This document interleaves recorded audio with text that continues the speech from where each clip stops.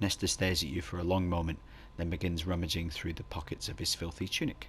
After a few seconds he produces what appears to be a dismembered ear. Judging by the stench and the colour of the ear, you'd wager that the old loon has been toting it around in his pocket for some time. You have my fork, don't you? Don't you? Oh! He holds the ear close as if speaking to it. Bring back my fork! Hey everyone, welcome back. Jamie here with another episode of Planescape Torment on PlayStation 4. Last episode we got to meet everybody in the Smouldering Corpse bar. It was a good laugh. Everyone seemed alright actually, to be fair, except for O, who may or may not be a living letter of the alphabet. Last time I said that I was going to run outside and get some air, but I actually remembered that I wanted to speak to Kandrian very quickly. He is going to help Ingress, which is superb. I wanted to speak to him about why he is see-through. See how he's barely there. So let's have a quick chat with him and see, why are you transparent?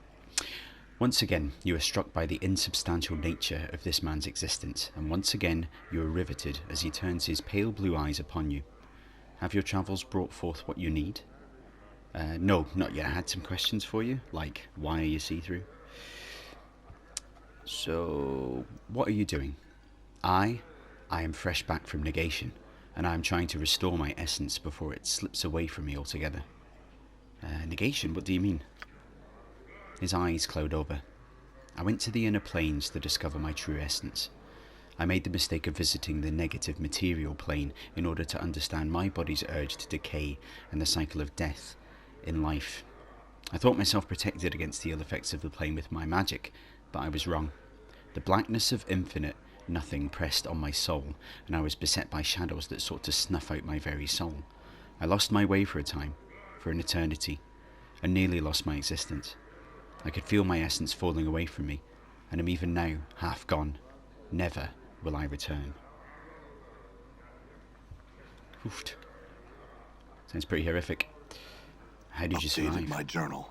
How did I survive? He smiles tightly, with a piece of nothing that held back with a piece of nothing that held back the nothing. Nothing can stop nothing, you know. And so I carried nothing in my hand to protect me. Do you plan to journey to the ultimate negation yourself? You have the smell of desperation about you, and so I make you this gift.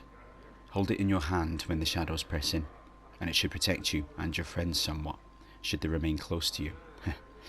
He passes you a small black token that looks as if it has no dimensionality at all. Thanks, farewell. So, let me just have a look at that item. There it is here. Negative token. Let's examine that.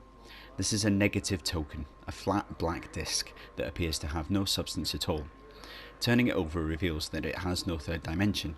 There is no thickness to this item at all. It gives you some command over creatures of shadow. You can command them to stand still for a few precious seconds. The more powerful the shadow, the less likely it will be to obey your command. As an added benefit, as long as this token is carried by any of your party members, it acts as a ward against shadows. It will not prevent shadows from attacking your group, but the shadows will find it more difficult to harm you while the token is carried. So it's special, it wards against shadows, and it holds shadow creatures temporarily. I'm not going to reveal why that's really useful, but it's really useful. So I wanted to make sure that we had that before we trotted out of the bar. Right. That being done, let's go. Let's go find Ingress before we do anything else and tell her the good news.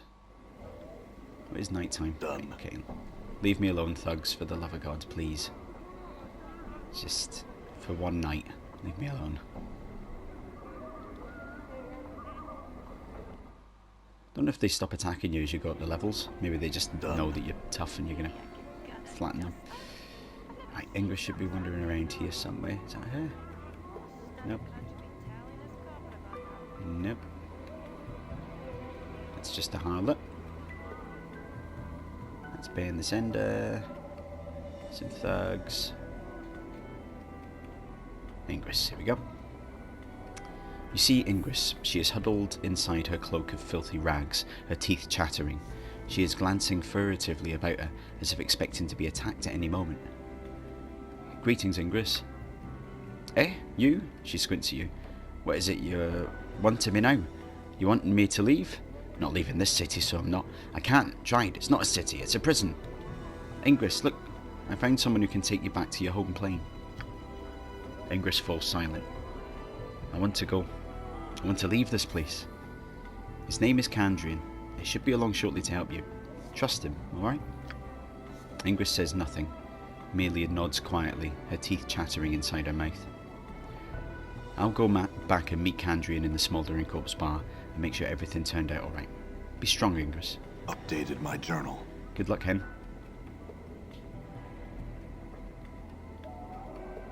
Oh, well, I was going back to speak to Kandrian anyway. Never mind. At least we don't have to grill him about why he's see-through this time. Done. Oh, no, don't want to speak to the tank.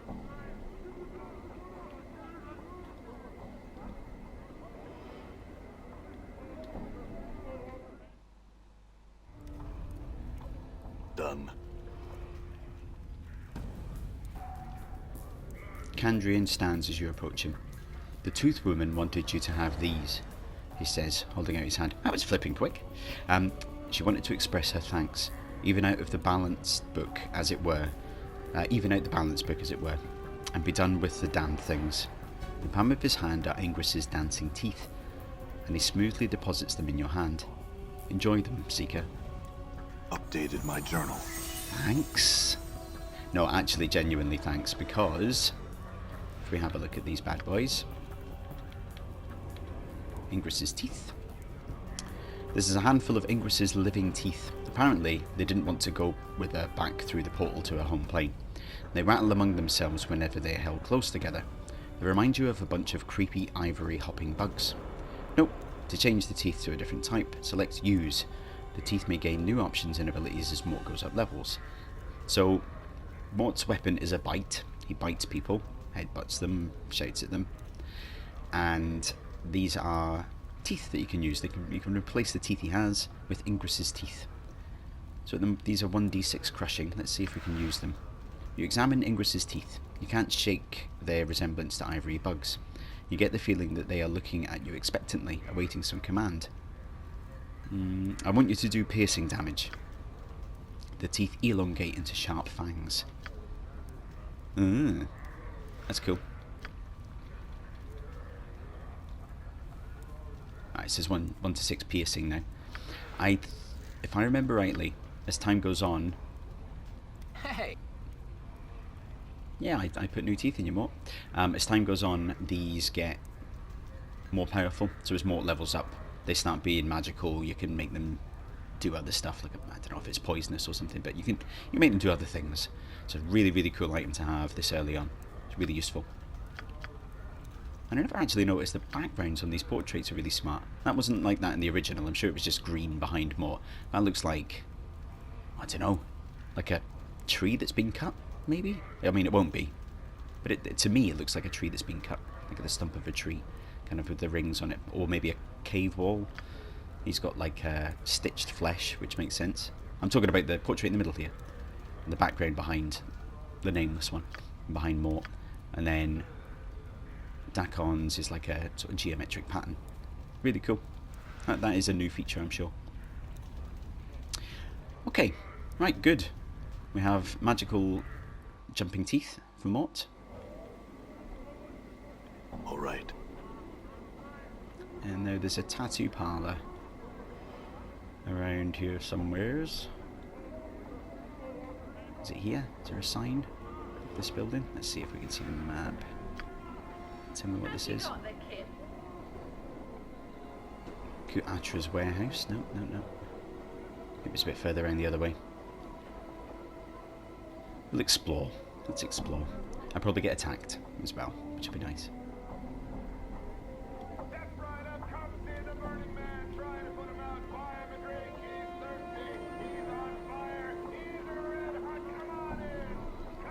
A white oval with a black lightning bolt through it is inscribed on the keystone of the entrance of this building.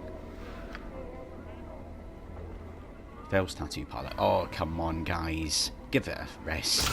Sings true.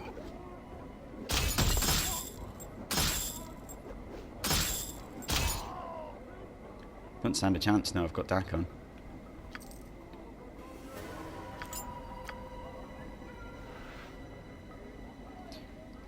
Okay, right, let's go into the tattoo parlour.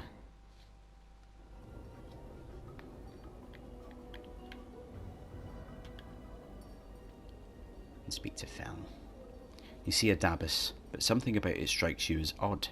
It has the same shock of white hair, the same greenish cast of its skin, the same pair of goat horns. Then you suddenly realise this one is walking on the ground, not floating. For some reason, that makes you uneasy. I had some questions. The Dabus waits. Who are you? Oh, you can see the symbols above him, that's cool. As you're about to ask, you suddenly realise you already know the Dabus's name. His name is Fel. As if in response, the Dabus inclines his head slightly, and a lone symbol appears above his head. It is blurry at first, then resolves into a white oval with a black lightning bolt through it. I feel like I know you, Fel. Fel bows reverently, and a stream of symbols swirl above his head, rotating clockwise, then counterclockwise. It takes you a moment to translate. This is the first time, and not the first time you have come to this place. Do you know who I am? Another series of symbols materializes quickly and sharply into focus above Fel's head. The translation comes to you just as quickly and sharply as the symbols themselves, and as if you have translated the exact same string many times before. Yes, but I am not permitted to tell your story. Why not? Updated my journal. For a moment there is no response from Fel. Then a stream of rebuses appear, as if trickling out of Fel's mind. My apologies, I cannot change the nature of a man. I can't explain why, but the last sentence sends a crawling sensation through your skull. Nature of a man. What does that mean?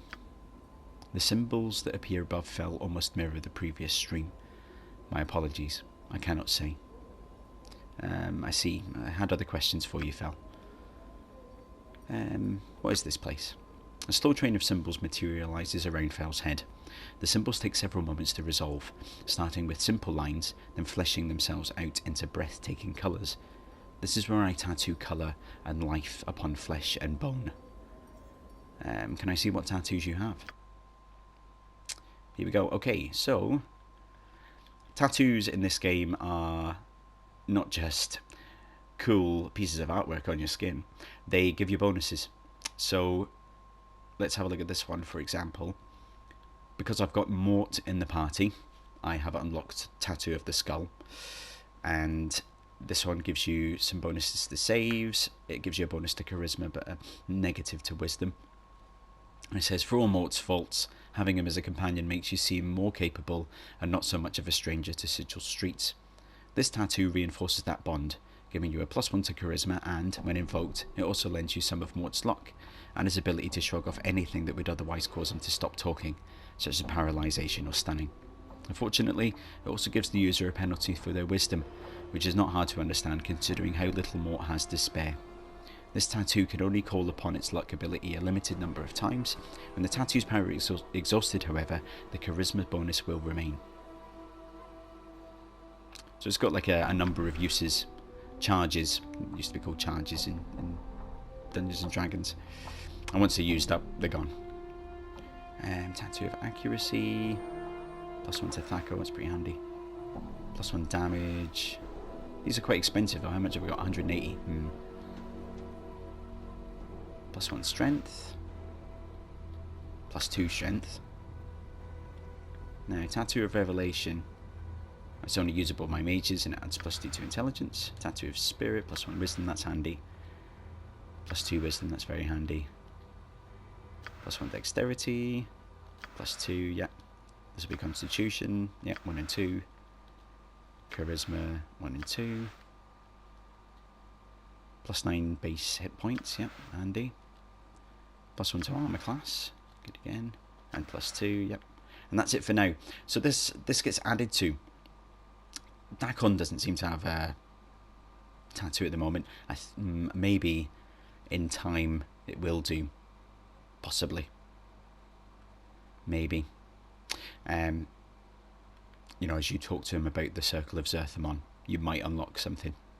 A tattoo. But I'm fairly convinced as you recruit other members to your party, they come with their own tattoos. And then as you do certain things in the game as well, certain decisions you make, Fel recounts that part of your story on your flesh, or you can do for a price, and it'll give you a bonus depending on what you've done. So really interesting. It's a really cool place to go and place to revisit as well, somewhere that you can keep going back to.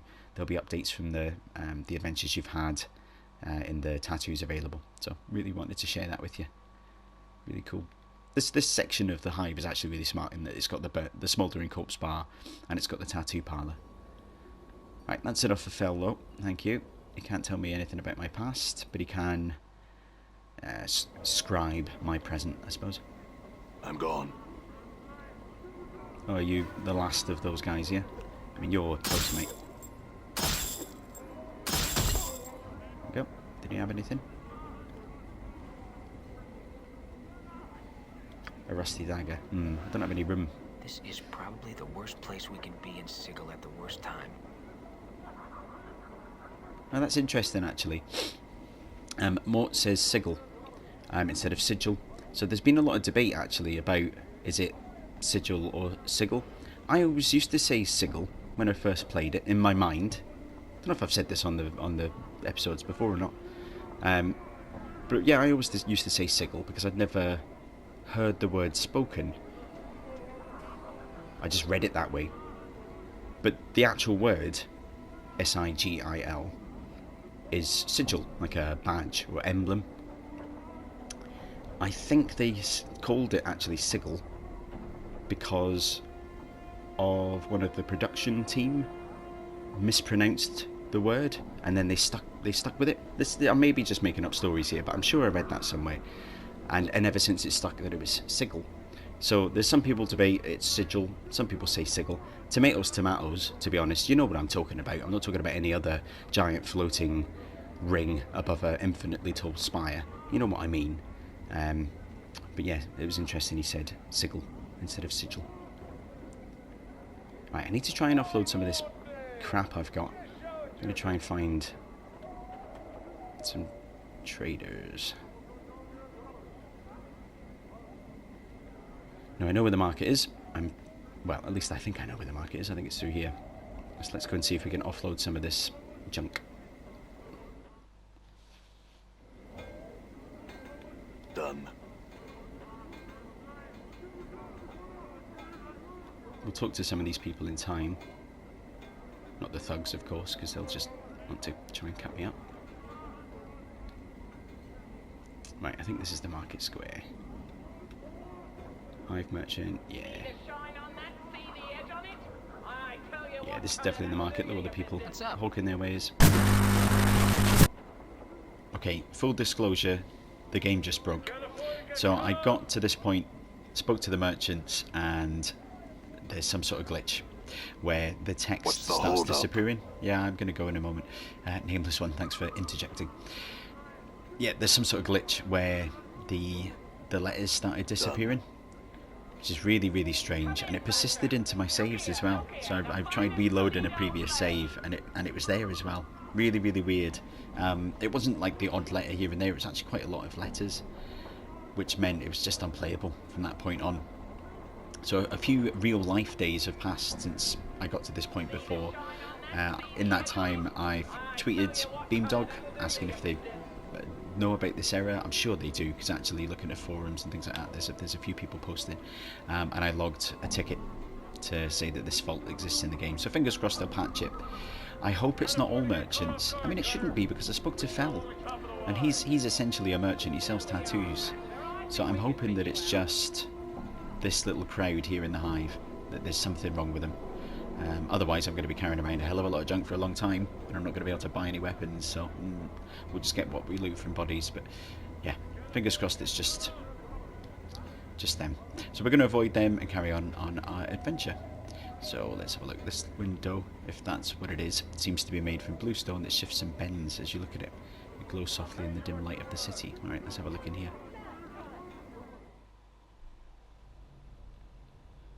Oh, it's just a regular house. All right. We'll speak to her. You see a plump woman going about her chores. She doesn't notice you entering the room. Greetings. What are you doing in my house? Don't you have any manners? You don't just go around entering people's houses? Oh, yeah, I'm sorry, I didn't know anyone lived here. Well, now you do. Please leave now and close the door on your way out. I have many chores I still need to finish and I don't need any more interruptions. She's very, brave as well. Yeah, I mean, it is her house. She's absolutely in her rights to, I wonder if she's going to kick off. Oh, crap.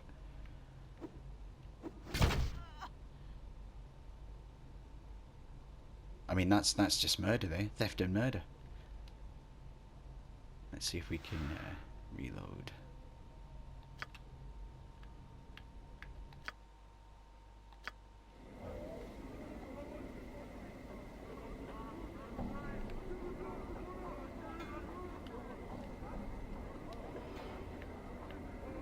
Done. No, it's just a normal house. Yeah, there is stuff to take, but I'm pretty sure she'll kick off. It's fine. It's nice that they've got, you know, these houses as well. I suppose if I become a thief, I could just potentially stealth around that house and steal stuff. What's this? Let's just go wandering into random people's houses. Braskin. He's got a big chest. Right, let's speak to him. In a loud, booming voice, Braskin asks, "What in the name of the abyss are you doing in my house? Leave now, before I make you even more ugly than you already are." Alright. I assume, if memory... in fact, I say assume. If memory serves, I'm sure he's part of a mini quest, side quest at some point. Done.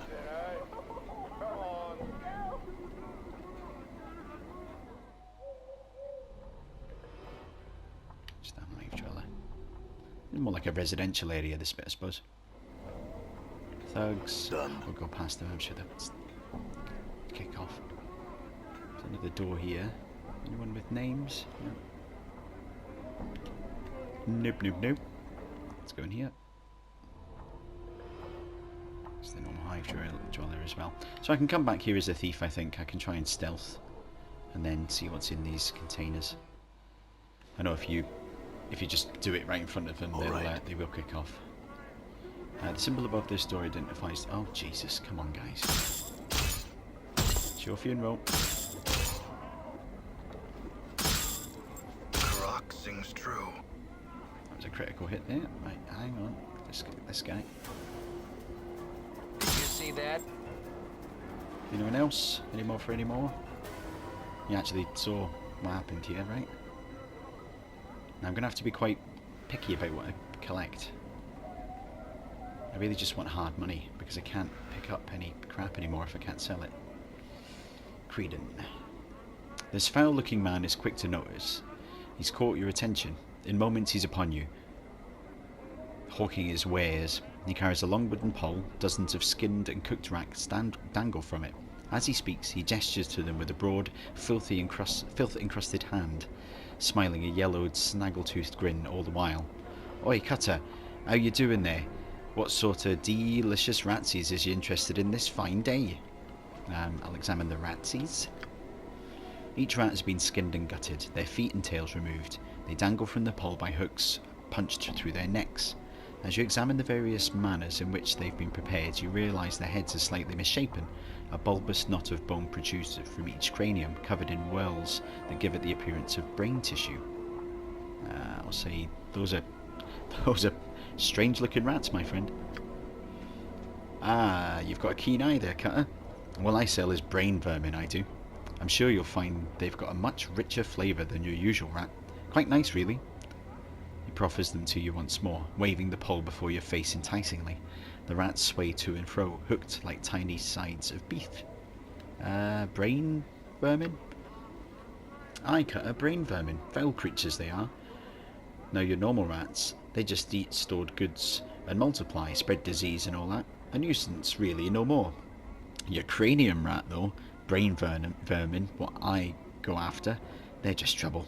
When you get more than a handful of the little pikers together, they start to get smart on you, sometimes real smart. You mean they become more intelligent? Sure as I'm standing here before you, they do. In If I ran across any more than 2 a score of them, I'd flee for me case like that. He snaps to emphasise the point. I would. You get that many of them in a pack, why they get as smart as a man, they do. Go on. Here's my best advice for you, Cutter. If you're bent on catching brain vermin, stick to small packs, a dozen or so at most. But I'll tell you. He steps close, his breath fetid in your face, and speaks in a hushed tone. You run into more than that, more than a couple dozen. You run like you're in the shadow of the lady. He backs away from you again. Why? What is there to fear? They're rats, man. Sorcery, Cutter, sorcery. You get enough of those little fiends in a space, they'll gain all sorts of odd powers. Make a Basher's brain pour out its ears, they will. Downright frightening. It's just wrong, I tell you. That's why Sigil's so eager to be rid of them. The bounty and all. Bounty? Someone pays for rat's tails? That's right, Cutter. There's a Burke in the Office of Vermin and Disease Control named Lort who pays a bounty on him. A copper a head. Tail, it is, aye. But they've got to be brain vermin, they do, not just ordinary rats.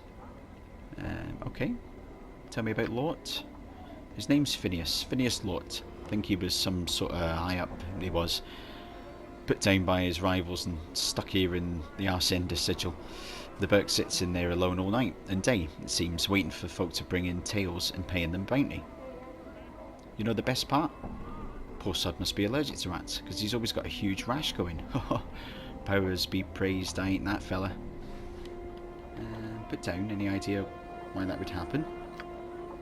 Well, he's a right chatty, he is. He'll rattle his bone box for hours, and just how smart he is, and like, mayhap that's got something to do with it.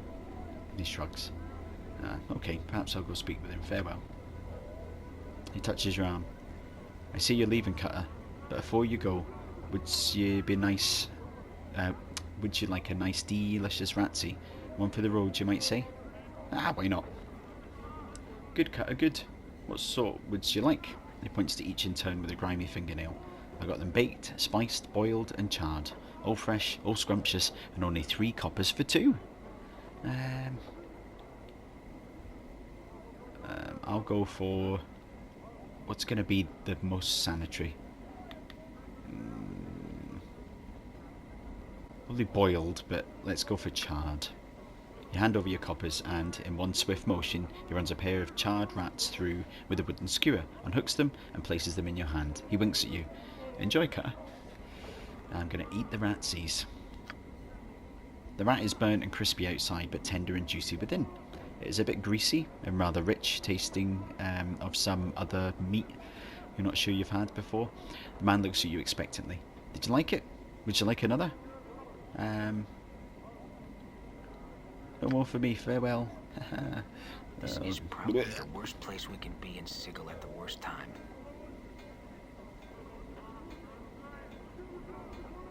Right, do I want to talk to him? Have I got any rat's tails, actually? Let's have a look. Gonna turn in some. Is that gonna make some space? Dirty rat charm? Is that the same thing? Let's find out. Oh, he says he's chatty though. God, hope he's not too chatty. Right, here he is. Here's Lort. Phineas T. Lort, the 39th. You see a squat man with a rash-covered skin and several pustules covering his face. His clothes seem to mark him as some sort of official, but they are dirty, wrinkled, and covered with rat hair. As you watch, he idly scratches himself with his stubby fingers. Greetings. Aye!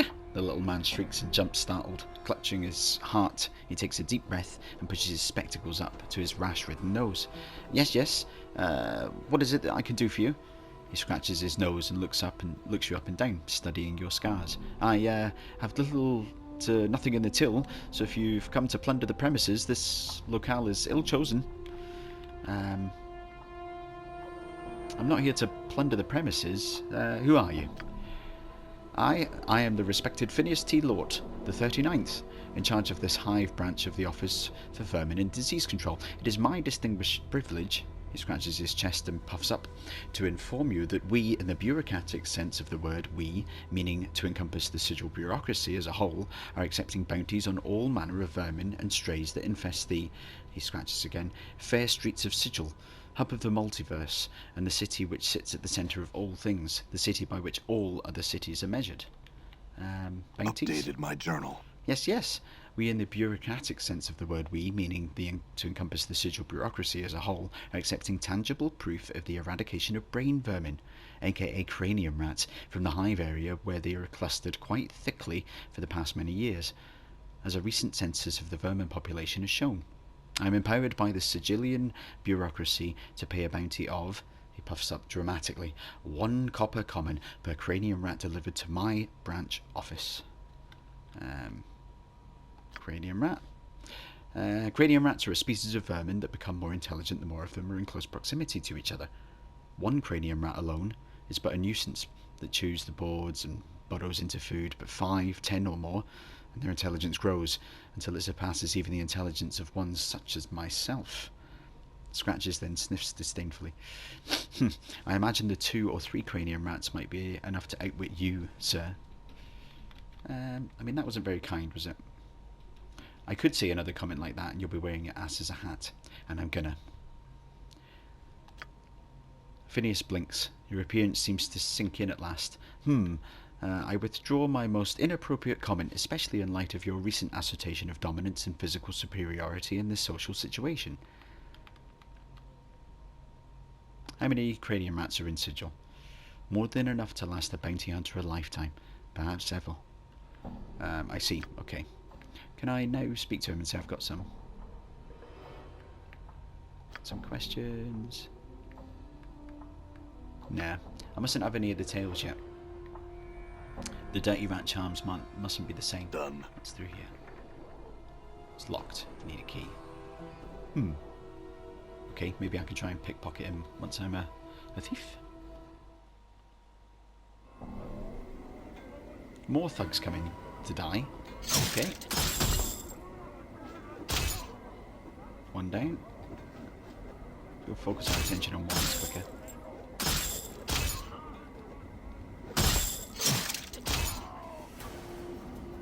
All right. Anyone else? We'll take that. Oh, okay, we would take that if we had space. Okay, can we drop some stuff? Let's drop that. Get rid of these. Rusty dagger, don't need that. Cobblestone, not sure why I've got that. I know where I got it from, it's from the post, but take that. I wonder if it's useful. Should there be some need for it at some point? Past the thugs. Ash mantle? Oh, come on, guys. Get a rest. Get a rest. Splat. I'm gone. I mean, it's experience points. Low risk experience points. Let's speak to Ash Mantle. Let's see what he's all about. You see a dustman in long black robes and a pale face. It's pretty standard for dustman, right? Unlike the dustman you saw in the mortuary, however, this man looks confused and is glancing about as if looking for something. When he spots you, he raises his hand to attract your attention. Greetings? The man seems relieved that you are speaking to him. He bows slightly. Thank you for hearing me, traveller. I am known as Ash Mantle, one of the Dustman sect. I was wondering if you could direct me. I don't know the area very well, and I'm looking for a certain establishment, a bar, that those of my sect frequent. Do you know of such a place? I do. Yeah, he's talking about the Gathering Dust Bar, isn't he? Or the Dustman Bar. It's by the mortuary. Orient yourself by the mortuary front gate, then walk directly southwest. You can't miss it. The Dustman smiles. Thank you very much, traveller. I appreciate your kindness. The people of the Hive are rarely helpful in such matters. Yeah, tell me about it. Actually, I don't think he's right. I think most people here are very helpful. I can ask you some questions. What questions do you have? Just not once. No, that's fine. Actually, I'll let you go on your way. You're about to turn away when you suddenly have a feeling that something is amiss. Suspicious, you glance at Ash Mantle again, just in time to see him tucking something into his sleeve. It looks like something of yours. I'm gonna observe his technique. Under the pretense of giving him additional directions to places in the Hive, you engage Ash Mantle in light conversation and secretly study his movements. Ashmantle seems to rely primarily on his dustman facade to disarm his victim, and uses his frequent bowing motions to cover his pickpocketing attempts. You take a mental note of his technique, just as he makes another attempt to reach into your purse. Okay, I'm going to grab his hand. Your hand snaps out, but Ashmantle draws it back suddenly, and you miss grabbing his wrist. You see his dustman facade crumple, and with a frightening look, he runs off. Oh, damn it! Chase him, chase him. All of us chase him.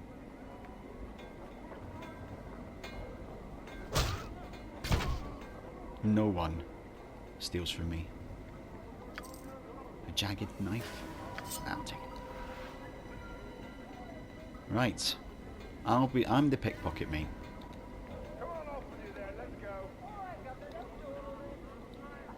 Let's just see what's over here. Reekwind. That's a strong name, isn't it? Let's speak to Reekwind. He sounds friendly. This man is looking at you with a strange bug-eyed stare.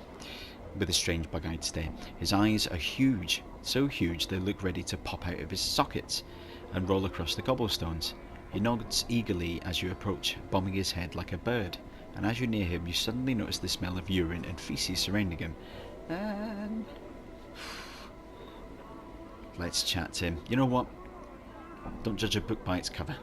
Greetings. The man sniffles, wiping his nose on his sleeve, then opens his mouth to reveal the blackened, rotted gums. God. Stories for coin, sirrah? His breath reeks. It smells like this man has been keeping rotten meat stored inside his mouth. Stories for coin? Who are you? The man snorts, thick with phlegm. Apologies for that. That was disgusting. Names. Who you are. His head does a slight twitch every time he repeats himself. Names. Dangerous. He glances at the ground and stirs the dirt with his foot. He is right. Having a name is dangerous. Knowing a name or being struck with one, both's a mess of trouble. He looks back up at you again. My name's a given name, not one I asked for. Reekwind. Once again you become conscious of his reeking breath and the smell of urine and feces that surrounds him. A given name. Is that your real name? I could insult him, but I'm gonna swerve that. Not my true name. Reekwind mumbles on, his head twitching every time he says name. A true name's a dangerous thing. Gives others powers. He stares at you with his huge eyes and wags his finger. Keep your name secret. Keep it close. Never let it out. What do you mean? I think I know what he means. Names are like smells. Things can track you with them. Reekwind coughs, his eyes almost popping out of his skull as he does so. His cough seems to loosen his bowels, for he breaks wind loudly, as if to accentuate his point. If someone knows a true name, it gives them power. He licks his lips. The power to hurt. Nah, I don't know my true name. Updated my journal. Reekwind's eyes widen. Seeing his eyeballs bulge even larger makes you uneasy. Then you are blessed. He remains nameless. Remain nameless, and you shall be as a spirit on the plains, untraceable, untrackable, unseen, undiscovered. He smacks his gums wetly. A name chosen, a name given. It allows others to find you and hurt you. And have you been hurt, Reekwind? Reekwind gives a twitching nod, then scratches himself. Let my name slip once. Only once. His eyes film over as if the memory is painful, then glances at you uneasily. Tell you the story I can. I will. But 3 coppers I must see. His face splits into a smile as he says the word coppers, and his reeking breath hits you like a hammer. Very well. Here's 3 coppers. Reekwind gets into a stance, looks left, looks right, then faces you. His face clenches, then with a grunt, he breaks wind again. This guy's great. The smell nearly levels you, but he takes no notice. Cursed, I was, walked the wards in splendour. He stands up stiffly, nose high in the air. He saunters back and forth, nodding to invisible passers-by. Okay, updated my journal. Reekwind freezes, his arms akimbo, crossed paths with a crossed one. had the looking of a pumpkin, his seeds cursed. Reekwind then thrusts his belly out as to appear fat, slicks back his hair with his filthy palm so he looks almost bald, and begins drumming his fingers on his fat belly. He then walks about, circling the spot where his stuffy upper-class persona used to be. All a jumble with curses, this one. With a sneer and a careless gesture, Reekwind tosses an invisible curse at the stuffy persona. Knew my name, let it slip I had. All it took it all. He stiffens up again, inhaling deeply and resuming his upper-class persona. The persona suddenly crumples, and Reekwind breaks wind violently, then exhales, filling the air with his foul, reeking breath. Cursed, with stenches, smells, excrement, came here to tell tales, all good for now. Reekwind is the name, given name. Okay. I think I've heard enough, Reekwind, thanks for the tale. So he was cursed. He has been cursed with flatulence, reminiscent of someone who might have fallen into the bog of eternal stench in Labyrinth, I imagine. Oh, come on, lady. Show me. Right, let's go into another area and see what's what. Oh, come on, man. Is that the way to welcome new people into the area? New people into your estate? Come on, let's get him. Right, he's down.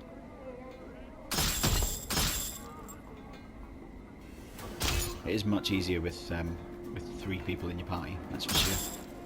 You get up to 6. Oh, nice. This guy's obviously got sense. The guy wondering why he's not fighting me. Any other stuff over here? It's tricky to find. Oh, there's his body. There we go. Can be quite tricky to see.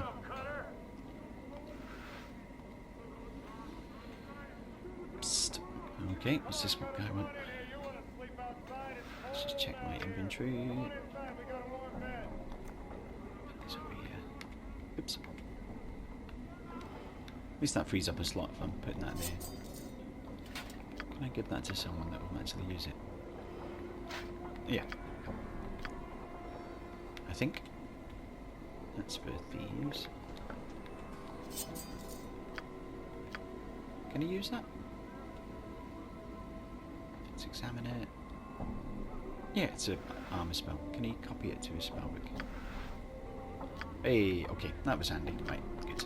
That frees up another slot. I'm going to have to be really frugal with what I pick up. Okay, speak to Mar. Your first impression of Mar is that he needs a long bath. Oh God, I hope he's not the same as Reekwind. Preferably away from any creature that has any sense of smell. Is it with people stinking round here? You can almost see the stench waft from his body in sinister yellow tendrils. He motions towards you frantically in an effort to get you to come over and talk to him. Okay, I'll approach him and see what he has to say. The look of excitement crosses his face. A look of excitement crosses his face as you approach. Thank you for stopping. My name is Mar, and I have a favour to ask you. Alright, I'm listening. 'Tis a matter of life or death. I must be delivering this here box, or it'd be me head for sure. 'Tis me bad luck that I twisted me leg something fierce. So will you help me out by delivering this here box for me? Oh, go on. I'm feeling charitable. I'll deliver the box. Mar slowly takes out a small box from within the recesses of his ragged clothing. For the briefest of moments, you see a look of regret cross his face. Then it is gone, as he looks at you and hands you the box. A slight shimmer surrounds the box as both you and Mar touch it. A sigh of relief is heard as Mar releases the box into your care. What now? What do I do with this? It has been needing to be delivered to Ku Atra. He can usually be found somewhere down in the southeastern section of the Hive. Oh, unless you try to say I didn't warn you, whatever happens, don't open the box. And don't leave the Hive with the box. They'll be off with you. Alright, I'll be back when I deliver the box then. Updated my journal. He's ran off. Ha! Clearly, the box is not a good thing. Let's have a look at the box. Examine it. This appears to be a small wooden box. Intricate designs etched in gold and adorn the box. Intricate designs etched in gold adorn the box. At one time, this box would have been worthy enough to be displayed at any aristocrat's estate. However, years of neglect have taken their toll and it appears to be falling apart. If not for the large ruby mounted on the front of the box, it would be worthless. Feelings of dread seem to emanate from the box. Well, that doesn't sound good, does it? We'll just keep that in my pocket for now. Where is he keeping all this stuff, actually? Where does the nameless one keep his stuff? He's got a loincloth on. Let's just say he's got a loincloth of holding. Let's just assume. Okay, let's go in here. Okay, we've got Arlo, Barrio, Esther, and some random people. Okay. Speak to Arlo. You see a short, balding man standing in what serves as the foyer to this ramshackle flophouse. His bushy brows are furrowed in concentration as he picks up what appear to be scabs on his large, bulbous nose. Greetings. The man doesn't bother to look at you. Look up. Instead, he continues to stare cross-eyed down at his nose. Yeah? What do you want? I had some questions. Well, ain't that nice? He flashes you a sarcastic, yellow-toothed smile. And I'm sure you'll be finding your answers someday. But I've got me a business to run. So if you don't want a bed, then I suggest you pike off. I see. Can I have a bed then? Sure you can, Burke. If you've got the jink for it. Nobody puts up here for free, except old Nestor over there. And that's only because no one's adult-coved enough to mess with him. Alright, tell me about Nestor. Nestor's that balmy old sod in the corner there. He hikes a thumb over his shoulder towards the back of the room. Watch your step around him, Burke. He's not right in the head. Always rattling his bone box about his fork and all. I wish someone would do us a favour and get rid of him. Why don't you get rid of him yourself? You don't think I've tried? I have. And look what it gets for me effort. He leans his face forward and points at the bleeding scabs on his nose. The balmy sod nearly bit me nose off. I mean, I could get rid of him for you. I'll tell you what, Cutter. If you can get rid of him for me, you can stay here for free as often as you like. Deal? Fair enough, I'll do it. Updated my journal. Well then, don't just be standing around gawking. Let's get to it. He immediately returns to his scab picking. Can't you see I'm a busy man? Right, okay. Let's go speak to Nestor. Okay, you see an aged man in soiled and tattered clothes frantically pacing in the corner. His shock of filthy white hair sticks out in every direction, and his face, encrusted with dirt and streaks of dried blood, is covered with grey stubble. Every few seconds he stops pacing and flails about suddenly, muttering and cursing as if assaulted by some unseen foe. He does not seem to notice your approach. Greetings. At the sound of your voice, the old loon whirls about to face you, his wide, staring eyes bulging in his sockets. He regards you for a brief moment, then returns to his raving. No, no, no! It's not you. Oh, but soon, yes, soon. Are you the one they call Nestor? The old man seems oblivious to your presence. Oh, you'll come. Oh, yes, you'll come, and old Nestor will be waiting. Waiting? Who are you waiting for? Waiting?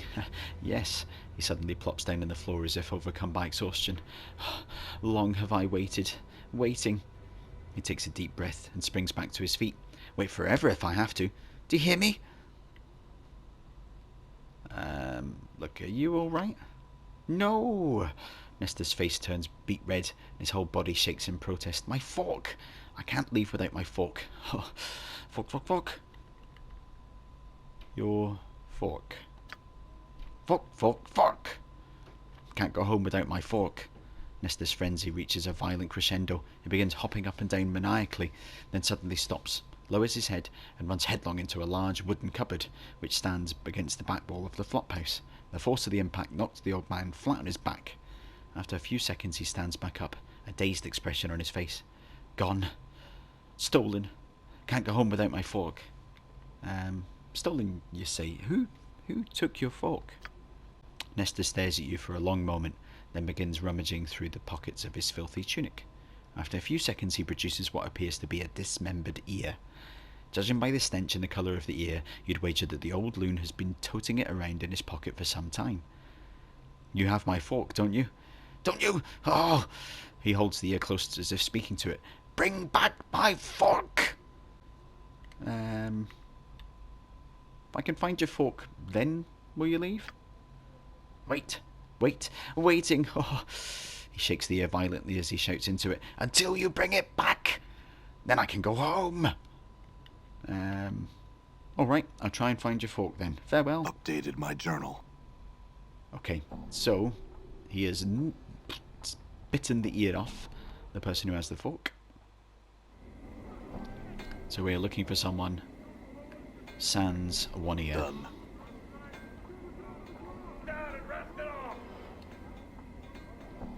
And I believe... Oh, that memory of mine. Hey, one ear. Who else could it be? Who else is going to have the fork? But the guy called One Ear. You see a shady looking fellow standing before you, picking his teeth with what appears to be a tiny metal fork. His chest is covered by patchwork armour adorned with large spikes, and a long knife hangs at his side. You notice he is missing his right ear. Jackpot. Updated Greetings. my journal. He regards you coolly from the shadows, as if sizing you up. I have some questions for you. The one-eared tiefling scowls at you threateningly. Pike off, Burke, or I'll have your guts for garters. How did you lose that ear of yours, pal? What did you just say? His right hand drifts to the hilt of his knife.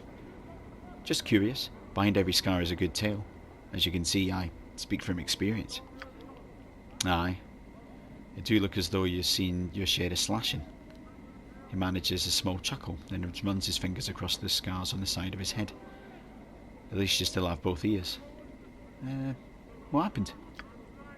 A while back I bobbed an old petitioner sod. His face takes on a sullen expression as he begins to relate the tale. The silly blighter wouldn't go along with it. Go on. So I was to get rough with the old sod.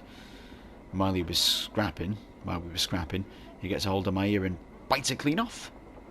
Then what happened? What do you think happened? The balmy sod bit my ear off, so I thumped his skull and put him in the dead book. I'm right sorry I did, too. He glances very nervously before continuing. I think his spirit's haunting me. Haunting you? He nods and quickly traces the semicircle over his head. Aye, 'tis true. Sometimes I hear his voice in my head, cussing me and telling me how he's waiting for me. It scares the pants off me, it does. Maybe I can help you lay his spirit to rest, stop him from haunting you. He takes a step back from you and cocks his head slightly. You can do that? How?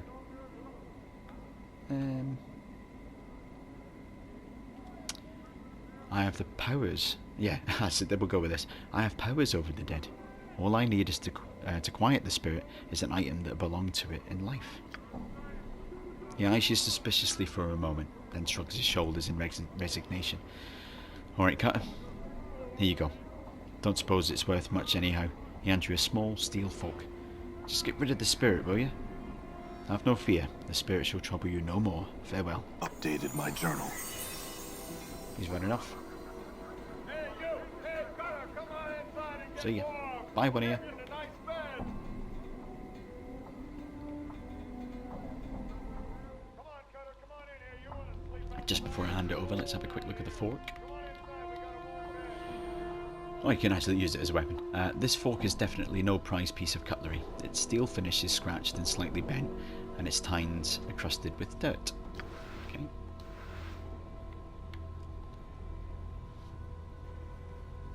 The old man stops his frantic pacing and glances at you nervously. Fork? Fork? Fork? Can't go home without my fork. Is this the fork you speak of? Nesta hastily snatches up the fork. My fork? My fork! My fork! Fork! Fork! Fork! Oh! He hops up and down excitedly, waving the fork back and forth in an elaborate pattern above his head, as if he were performing some sort of ritual. Now I can go home! Farewell! Ho! Farewell, Nesta.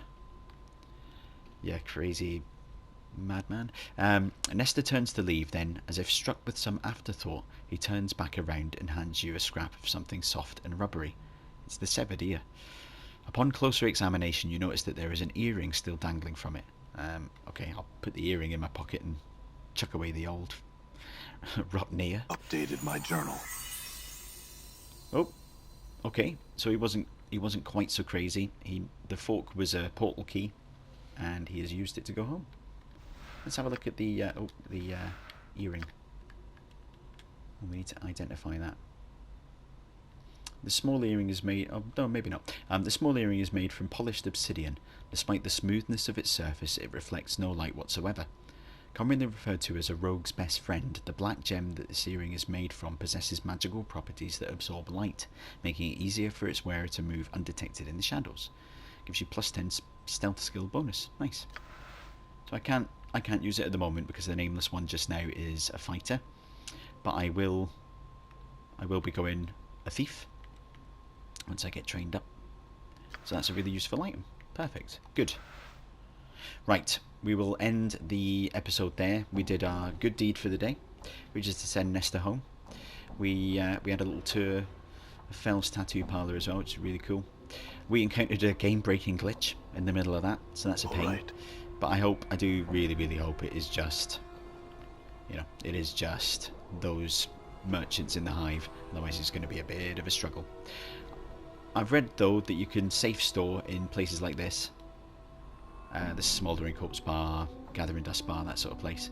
Any indoor location, it seems, is okay to safely leave items. So I might actually, now that I'm on good terms with Arlo. In fact, let's just, before we actually say goodbye, let's just say, so Nesta's gone, eh? The old sod wasn't so balmy after all. Gives you a hearty slap on the back. Now maybe we can all get some rest around here. Feel free to set up camp here anytime, Cutter. Updated my journal. So I've got this as kind of a place I can sleep, I guess. You can speak to him and rest, which will do some healing. Actually, let's just very quickly do that. I'd like to rest for a while.